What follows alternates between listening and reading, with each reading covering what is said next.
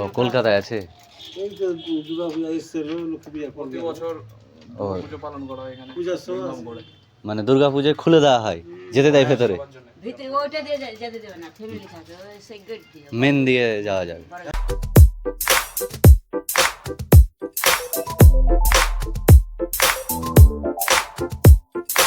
আর এই দেখতে পাচ্ছ ইটের অবস্থা, হ্যাঁ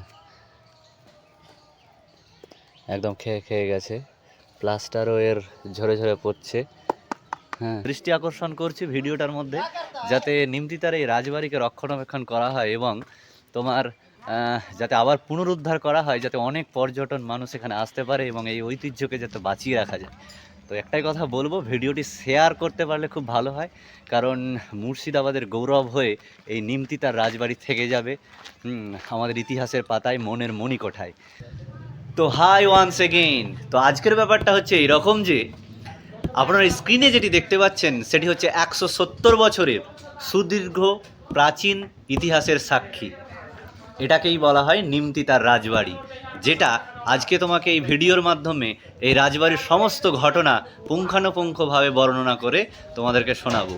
তো ভিডিওটি কন্টিনিউ দেখতে থাকো তোমরা।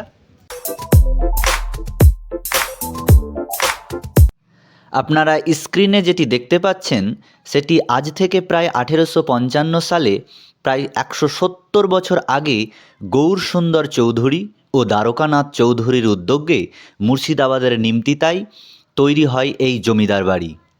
আমরা প্রায় সকলেই জানি এখানে অভিনয় করেছেন শিশির ভাদুড়ী, নাটক লিখেছেন ক্ষীরপ্রসাদ বিদ্যাবিনোদ, এসেছেন কাজী নজরুল ইসলাম, অন্নদাশঙ্কর রায়সহ বহু কবি সাহিত্যিক। এই বাড়ির হাত ধরেই প্রকাশ পেয়েছে সত্যজিৎ রায়ের জলসাঘর, দেবী ও সমাপ্তির মতো সুপার ডুপার হিট ছবি। এইটি হচ্ছে নিমতিতার রাজবাড়ি, যা অনেক কিছুর সাক্ষী বহন করে আজকে ভগ্নপ্রায় অবস্থায় দাঁড়িয়ে রয়েছে। তো তোমরা ভিডিওটি কন্টিনিউ দেখতে থাকো, আর চ্যানেলে নতুন হয়ে থাকলে সাবস্ক্রাইব করে রাখো। জানা অজানা এবং চেনা অচেনার মধ্যে আজকে নতুন একটা কিছু তোমাদেরকে দেখাতে চলেছি, তো তোমরা প্রথম থেকে ভিডিওটি দেখতে থাকো। তো আমি তোমাদেরকে একটু ভেতরে দেখানোর চেষ্টা করব। তো ভেতরের দিকে যাচ্ছি, হ্যাঁ এখন জানি না কতটা তোমাদেরকে দেখাতে পারবো, ঠিক আছে। তো এই একটা ফটক এবং এটার মধ্যে দিয়ে আমরা ঢুকছি। সত্যি এক রোমাঞ্চকর অভিজ্ঞতা। হ্যাঁ, চারিদিক দেখতে পাচ্ছ কীরকম একদম গাছ জঙ্গল হয়ে আছে। তো ভেতরের দিকে আমরা ঢুকবো, কারণ মেন গেট যেহেতু বন্ধ তাই ভেতরের দিকে যাব। হ্যাঁ, তো দেখো এই গেটটা দিয়ে যাব, আর আমরা এলাম এইটা দিয়ে। তো এই গেট দিয়ে যাচ্ছি, দেখতে পাচ্ছ একদম ভুতুরে টাইপের জায়গা হয়ে আছে। হ্যাঁ,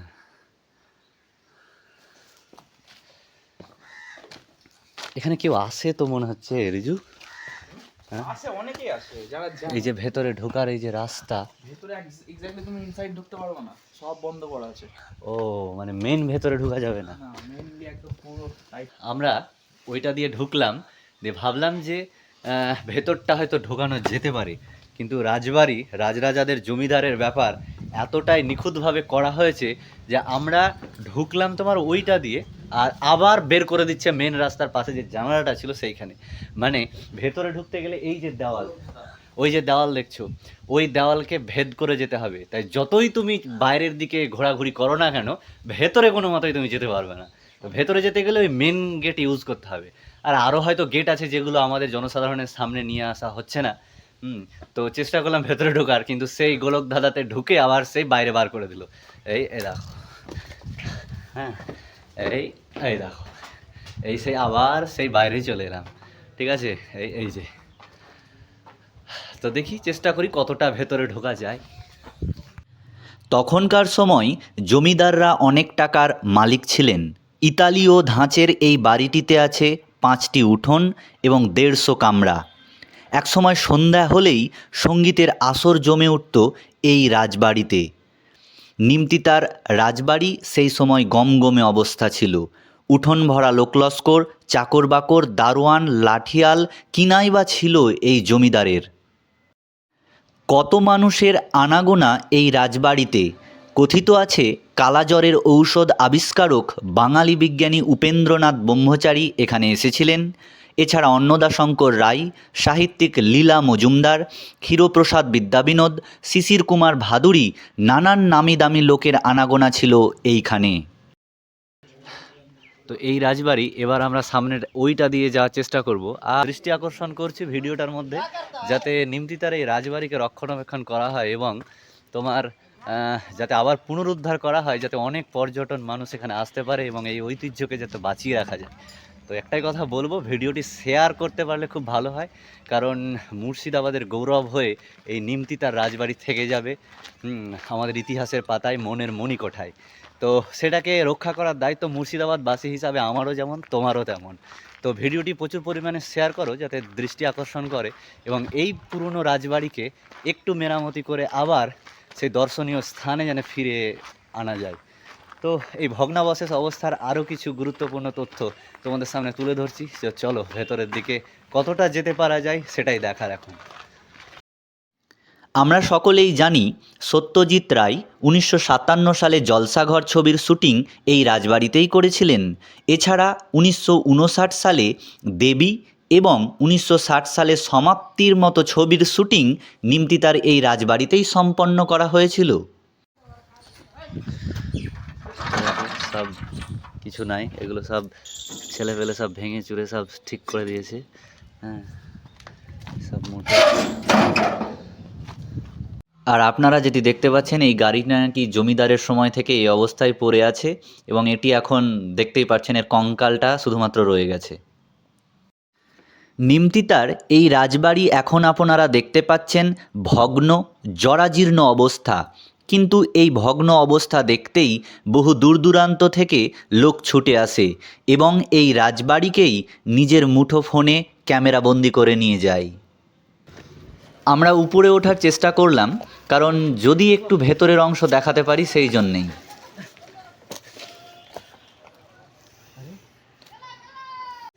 তো দেখতে পাচ্ছ, হ্যাঁ, এই হচ্ছে জায়গা। হ্যাঁ, আমাদেরকে নিষেধ করলো যে ভেতরে না আসতে, তো শুধু ডিস্টার্ব করে লাভ নেই। চলো, আমরা ওই জায়গাটায় উঠেছিলাম এবং এই দিকটা জমিদার বাড়ির পিছনের দিক। হ্যাঁ, আমরা এখন সেই পিছনের দিকেই যাচ্ছি। ঠিক আছে, তো এই হচ্ছে পিছনের দিক। আর পিছনের দিকের থেকে এটা হচ্ছে জমিদারের একটা পুকুর ছিল। হ্যাঁ, দেখতে পাচ্ছ পুকুরে বাঁধানো আছে আর জল এখন পরিত্যক্ত হয়ে গেছে জল। ঠিক আছে, ও আপনারা কতদিন থেকে আছেন? আচ্ছা, যাই হোক, ভেতরে কেউ আছে, ওটার ভেতরে তো কেউ ছিল নিশ্চয়ই। হ্যাঁ, এবং আমরাও দেখলাম আর ওনাকে জিজ্ঞাসাও করলাম যে কে আছে আপনার ওখানে। হ্যাঁ, তো সঠিকভাবে বললো না, জানি না কী এর রহস্য এবং কেন ওরা আছে এবং কিসের সূত্র ধরে আছে। তো ওরা ওদের মতো থাকুক, আমরা আমাদের মতো থাকি, আর ভিডিও বানায় তোমাদেরকে দেখাই কতটা দেখাতে পারছি। তো অবশ্যই কমেন্ট করে জানিও কেমন লাগছে। হ্যাঁ, তো আর নতুন হয়ে থাকলে সত্যি বলছি সাবস্ক্রাইব তো করো। মাসি, ভেতরে যাওয়া যায় না? না, ভিতরে যেতে দিবে না, নিষেধ করা আছে। কাদের থেকে? ও যাদের বাড়ি তাদের। যাদের বাড়ি, তাহলে ভেতরে যারা আছে ওরা কারা? ওরা আমরা থাকি। ও, আপনিই থাকেন? আমি থাকি, ভিতরে নিষেধ করা আছে। কে নিষেধ করেছে? সরকার থেকে? না না, যাদের মালিকে। ও, এদের মালিক আছে? হ্যাঁ, মালিক নাই, মালিক না থাকলে এমনি বাড়ি ঘর থাকবে নাকি? মানে দুর্গাপূজায় খুলে দেওয়া হয়, যেতে দেয় ভেতরে? ভিতরে ওইটা দিয়ে যেতে দেবে না, ফ্যামিলি থাকে, সেই গেট দিয়ে মেন দিয়ে যাওয়া যাবে? হ্যাঁ, ওটা গেট খুলে দেয় না। ও আচ্ছা, লক্ষ্মী পূজার মতন থাকে। হ্যাঁ। এইটা কি আপনার? এইটা কি ছিল? এটা ওদেরই অংশদার বাড়ি, এটা আমার মায়ের বাড়ি। আর ওদেরই ও, সিঁড়ি করা আছে, মানে এটাতে যাওয়া আসা করা হতো? যাওয়ার পথ নেই, আর ভেঙে গেছে। ও, তো যাই হোক, খুব চেষ্টা করলাম ভেতরে যাওয়ার, কিন্তু যেতে পারলাম না। তো প্রবাহমানের অবক্ষয়ে যেগুলো ভেঙে চলছে, আর দেখতে পাচ্ছ ট্যুরিস্টের দল আসছে, এ দেখতে পাচ্ছ টুকটুকে করে সবাই আসছে এবং মানে এই রাজবাড়িতে নিজেকে সাক্ষী করে রেখে যেতে চাইছে। কিন্তু যাই হোক, আমরাও ততটাও ভেতরে যেতে পারলাম না, কারণ নানান রকমের রেস্ট্রিকশন, নানান রকমের নিয়ম প্রতিকূলতার মধ্যে সবগুলো কাজ করা ঠিক নয়। যাই হোক, রাজবাড়ি নিজের যৌবনের রূপ হারিয়ে এখন বৃদ্ধ দশায় পরিণত হয়েছে।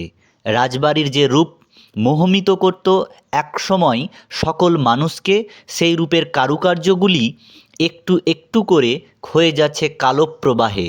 যদিও আমরা জানি যৌবন কারো দীর্ঘস্থায়ী নয়। বাড়িটির বর্তমান অবস্থা এতটাই জরাজীর্ণ যে যে কোনো অবস্থায় যে কোনো অংশ ভেঙে পড়তে পারে। ঘরগুলির ছাদ ভেঙে সেখানে উঁকি দিচ্ছে আকাশ। কড়িকাঠের বর্গাগুলোতে আস্তানা গেড়েছে ঘুনো পোকারা। দেয়াল থেকে একটু একটু করে ঝরে পড়ছে চুনসুরকির বালি। গাছের লতাপাতা বংশবিস্তার করে রয়েছে দেওয়ালে এবং ইটের ফাঁকে।